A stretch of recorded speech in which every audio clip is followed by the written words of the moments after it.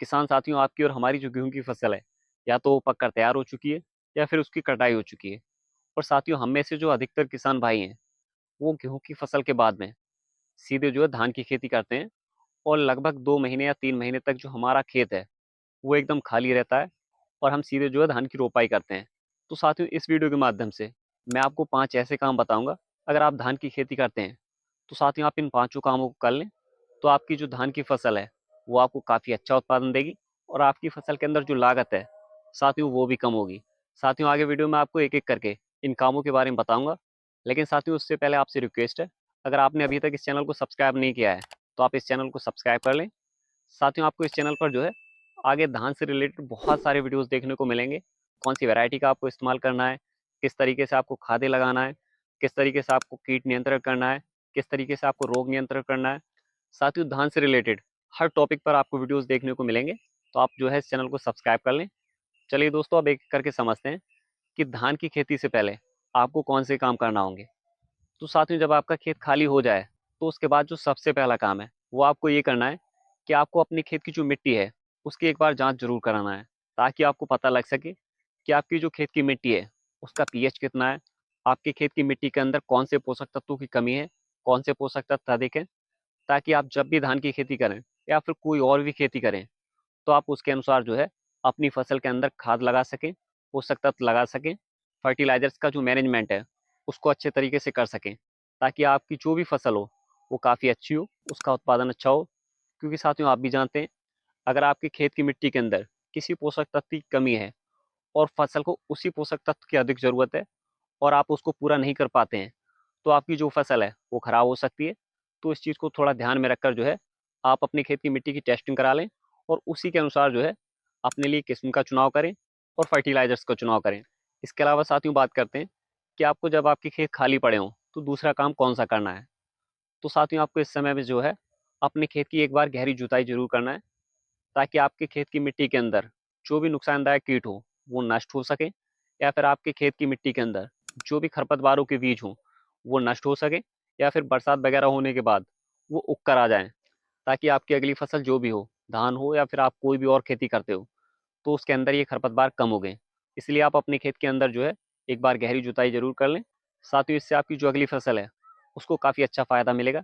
अब बात करते हैं साथियों, आपको तीसरा काम कौन सा करना है।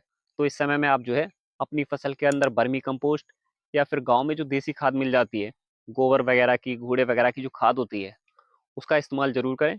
साथियों, इसका इस्तेमाल करने से जो है आपकी फसल की जो उर्वरा शक्ति है साथियों वो बढ़ती है।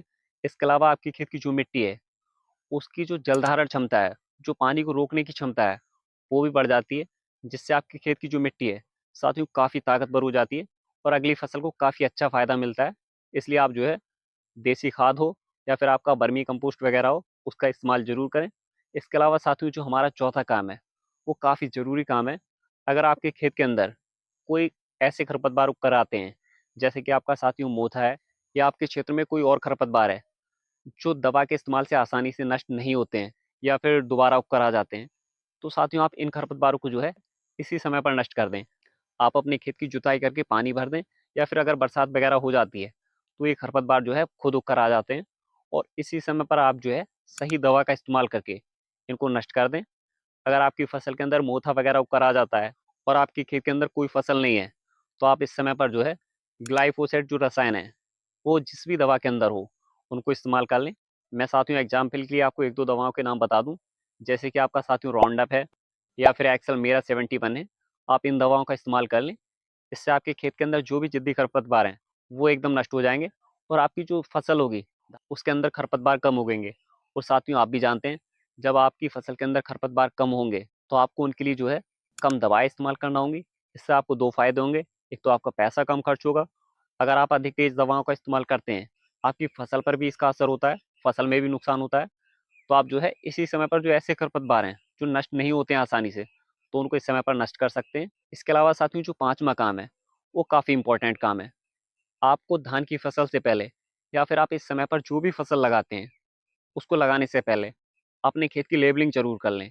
क्योंकि साथियों, आप भी अच्छी तरीके से जानते हैं, इस समय पर बरसात होती है और बरसात होने की वजह से आपका खेत अगर लेवल नहीं है, कहीं पर खल्ला है, कहीं पर गड्ढे हैं या फिर कहीं पर ऊंचा है, तो साथियों आपके खेत में जो है अनावश्यक पानी इकट्ठा होगा, या फिर आपके खेत में किसी पार्ट के अंदर ऐसा होगा कि उसको पानी की ज़रूरत है, लेकिन उस पार्ट पर जो है पानी रुकता ही नहीं है। तो आपके खेत के अंदर जो भी फसल होगी, कुछ फसल तो जो है अधिक पानी की वजह से नष्ट होगी या फिर खराब होगी, और कुछ फसल जो है पानी की कमी की वजह से खराब हो सकती है। तो आप इस समय पर जो है अपने खेत की लेवलिंग कराएं। उसके बाद ही आपकी चाहे धान की खेती हो या फिर कोई भी और खेती करते हैं, तो उसके बाद ही करें। साथियों अगर आप इन पांचों कामों को कर लेते हैं, तो आपकी जो भी फसल होगी उसके अंदर लागत कम आएगी, और आपकी फसल का जो उत्पादन है वो काफ़ी अच्छा रहेगा। क्योंकि साथियों आपकी जो फसल होगी वो शुरू से ही अच्छी ग्रोथ लेगी, उसके अंदर जो बालियाँ आएंगी वो भी काफ़ी अच्छी आएंगी। इसलिए आप इन कामों को ज़रूर कर लें। दोस्तों उम्मीद है वीडियो में जो जानकारी आपको दी गई है वो आपको अच्छी लगी होगी। साथियों अगर जानकारी अच्छी लगी हो तो वीडियो को लाइक कर लें और हमारे चैनल को सब्सक्राइब जरूर कर लें। मिलते हैं नेक्स्ट वीडियो में। जय हिंद, जय भारत, जय किसान।